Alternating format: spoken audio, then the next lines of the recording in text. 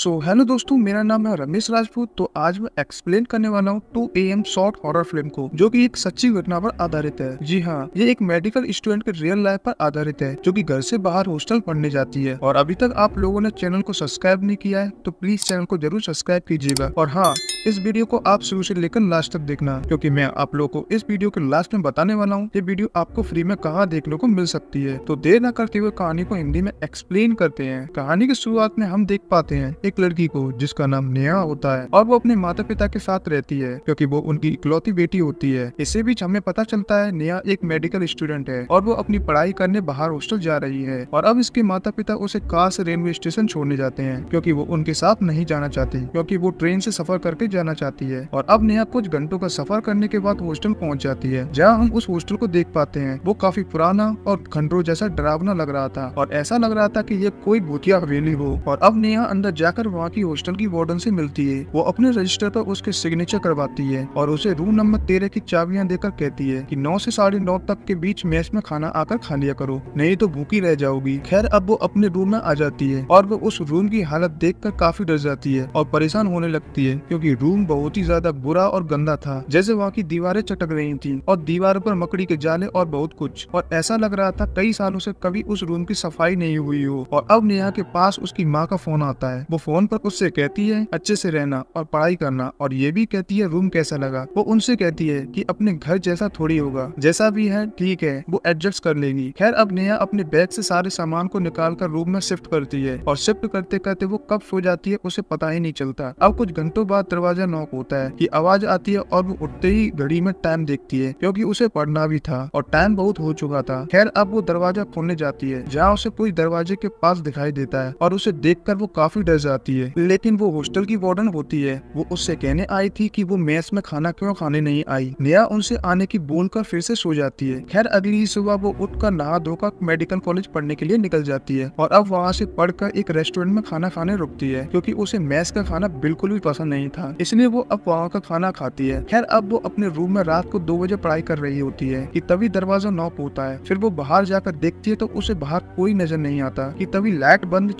चालू हो रही होती है, और नेहा इस तरह लाइट को देखकर काफी डर जाती है। और फिर वहाँ की हॉस्टल की वार्डन आकर उससे कहती है क्या कर रही हो, और तभी वो उसके कमरे में झांक रही होती है कि उसे वहाँ कोई दिखाई देता है, लेकिन वो वहाँ से उसे देखकर बिना कुछ कहे चली जाती है। दरअसल उस वार्डन को पता होगा उस हॉस्टल की घोस्ट के बारे में, तभी तो वो उसे देखकर चली गई। लेकिन नेहा को इस बारे में कुछ भी अंदाजा नहीं था, और ना ही उसे कुछ पता इस बारे में। खैर, अब नेहा लाइट बंद करके सो जाती है, और अब वो सुबह उठकर कॉलेज के लिए निकल रही होती है कि तभी हम किसी को नेहा पर नजर रखते देख पाते हैं, लेकिन नेहा वहाँ से चली जाती है। फिर इसके बाद वो शाम को कॉलेज से वापस आकर अपनी पढ़ाई करती है, और उसे पढ़ते पढ़ते रात के 2 बज जाते हैं। लेकिन फिर से 2 बजते ही दरवाजा नॉक होता है, और बाहर से किसी चीज की डरावनी सी आवाजें आ रही होती हैं। और अब वो दरवाजा खोलने जाती है, लेकिन फिर से उसे कोई दिखाई नहीं देता, और फिर से लाइट बंद चालू होती रहती है। लेकिन तभी हम उस घोस्ट की थोड़ी सी झलक देख पाते हैं, और हमें तो एहसास हो जाता है कि वहाँ पर किसी न किसी का तो साया है। लेकिन नेहा इस चीज से अनजान थी। खैर, अगले ही दिन वो रात को पढ़ाई कर रही होती है, और पढ़ाई करते करते फिर से रात के 2 बज जाते हैं, और 2 बजते ही दरवाजे नॉक होता है, और वो फिर से दरवाजा खोलने जाती है कि तभी उसे एक लड़की दिखाई देती है, और वो बताती है कि उसका नाम छाया है, और वो इसी हॉस्टल के रूम नंबर 17 में रहती है, और वो भी मेडिकल की तैयारी कर रही है, और उसका इस साल 3rd सेमेस्टर है। और वो नेहा से ये भी कहती है कि मैं तुम्हारी पढ़ाई में हेल्प करा दूंगी, और नेहा हाँ कर देती है, और वो अगले ही दिन से उसे पढ़ाने आएगी। खैर, अब वो वहाँ से चली जाती है। फिर सुबह नेहा की माँ का फोन आता है। वो उससे पूछती है कि वो ठीक है कि नहीं। तभी नेहा अपनी माँ से कहती है मुझे यहाँ एक फ्रेंड मिली है, उसका नाम छाया है, और उसे वो दी कहती है वो बहुत ही अच्छी है और मेरी पढ़ाई में हेल्प कराती है। इतना कहकर वो वहाँ से कॉलेज के लिए निकल जाती है। खैर, अब वो रात को पढ़ने के लिए छाया का वेट कर रही होती है कि तभी रात के 2 बजते ही दरवाजा नॉक होता है। एक बात आप लोगों ने यहाँ गौर की, वो लड़की रात के 2 बजे ही क्यों आती है, और आपको क्या लगता है ये लड़की कौन हो सकती है? तो आप जरूर कमेंट करके बताना, लेकिन कहानी के आगे सब पता चल जाएगा। खैर, प्रेजेंट में आते हैं, और अब वो दरवाजा खोलकर छाया को अंदर ले आती है, और वो साथ में बैठकर खूब पढ़ाई करते हैं, और ऐसे करते करते उन्हें पूरा 1 महीना निकल जाता है। लेकिन अगली रात जब वो पढ़ाई कर रहे होते हैं दोनों, कि तभी छाया नेहा से कहती है कि वो अब 1 हफ्ते के लिए अपने गाँव जा रही है, और जाते जाते उसे एग्जाम के लिए मोस्ट इम्पोर्टेंट टॉपिक्स बताकर जाती है। वो कहती है इन सारे टॉपिक्स को तुम अच्छे से प्रिपेयर कर लेना, और एक भी क्वेश्चन इन टॉपिक से बाहर नहीं आएगा। और ये कहकर वो वहाँ से चली जाती है, और अगली सुबह नेहा का एग्जाम होता होता है और वो उस क्वेश्चन पेपर को देखकर दंग रह जाती है, क्योंकि छाया ने उसे जो कुछ भी बताया था वो सब एग्जाम में आया था, लेकिन वो उस क्वेश्चन पेपर को देखकर काफी खुश थी। और इसी तरह नेहा के सारे एग्जाम्स फिनिश हो जाते हैं, लेकिन वो सोचती है कि छाया दी को गए हुए एक हफ्ते से ज्यादा हो गया, वो उसे एग्जाम के बाद से मिलने नहीं आई। तभी वो उसके रूम पर उसे ढूंढने जाती है, रूम नंबर 17 पर। लेकिन तभी वहाँ उसी हॉस्टल की एक लड़की आकर उससे पूछती है कि तुम यहाँ क्या कर रही हो। वो बताती है कि वो यहाँ दी को ढूंढ रही है और उन्होंने अपना रूम नंबर 17 बताया था। फिर वो लड़की उससे उस लड़की का नाम पूछती है। वो बताती है कि उसका नाम छाया है और वो मेरी जैसे दिखती है। लेकिन तभी वो लड़की नेहा से कहती है ये रूम तो 1.5 साल से बंद है। और उस लड़की का क्या नाम बताया था? छाया। वो बताती है छाया नाम की कोई भी लड़की यहाँ नहीं रहती। लेकिन तभी वो लड़की नेहा को अपने रूम में ले जाती है और वहाँ जाकर उसे एक लड़की का फोटो दिखाकर पूछती है ये लड़की तो नहीं है? वो कहती है हाँ। तभी उस लड़की के पैरों तले से जमीन खिसक जाती है और वो नेहा को बताते हुए कहती है ये मेरी फ्रेंड थी और इसका नाम सृष्टि है और हम दोनों मेडिकल की तैयारी साथ में कर रहे थे कि अचानक सृष्टि में कुछ बदलाव होने लगे और वो अजीब सा बिहेव करने लगी और मुझसे तो उसने बातें ही करना कम कर दिया था, क्योंकि रात को वो किसी के साथ पढ़ाई करती थी और एक दिन वो ज्यादा पागल सी होने लगी और घर जाने की बोलकर अपने रूम में बंद हो गई और तब से वो उस रूम से बाहर ही नहीं आई। लेकिन एक हफ्ते बाद वार्डन से कहकर उस रूम का लॉक तोड़वाया तो पता चला कि सृष्टि ने फांसी लगाकर आत्महत्या कर ली है। इसका मतलब था कि वो और कोई नहीं एक घोस्ट था, यानी कि बुरी आत्मा थी। खैर अब वो लड़की नेहा से कहती है जितनी जल्दी हो सके तुम यहाँ से अपना सारा सामान पैक करके अपने घर निकल जाओ। और अब नेहा बहुत ही ज्यादा परेशान और दुखी होने लगती है और ऐसे ही रोते रोते कब शाम हो जाती है। फिर नेहा जल्दी से अपना सामान पैक करती है कि तभी रात के 2 बजते ही छाया की आत्मा वहाँ आ जाती है और वो उससे कहती है कि तुम अपनी दीदी को अंदर नहीं बुलाओगी और साथ में पढ़ाई भी तो करनी है। ये कहकर उस रूम की अचानक से लाइट चली जाती है कि तभी फिर किसी की चिल्लाने की आवाज आती है। और अब इसके बाद कहानी को कुछ महीने बाद दिखाया जाता है, जहाँ कोई फ्रेश लड़की उसी रूम में पढ़ाई कर रही होती है कि तभी रात के 2 बजते ही दरवाजा लॉक होता है। फिर वो जाकर दरवाजे को खोल देती है कि वहाँ हम किसी लड़की को देख पाते हैं, लेकिन वो लड़की और कोई नहीं बल्कि नेहा होती है। इसका मतलब नेहा भी मर चुकी है। खैर अब वो लड़की उसका नाम पूछती है तो वो अपना नाम छाया बताती है और इसी सस्पेंस के साथ ये कहानी यही खत्म होती है। और गुड न्यूज ये थी कि ये शॉर्ट हॉरर फिल्म का लिंक डिस्क्रिप्शन में दे रखा है, तो जाकर आप वहाँ देख सकते हैं। तो कैसी लगी आपको ये स्टोरी तो कमेंट करके जरूर बताना। Thank you so much.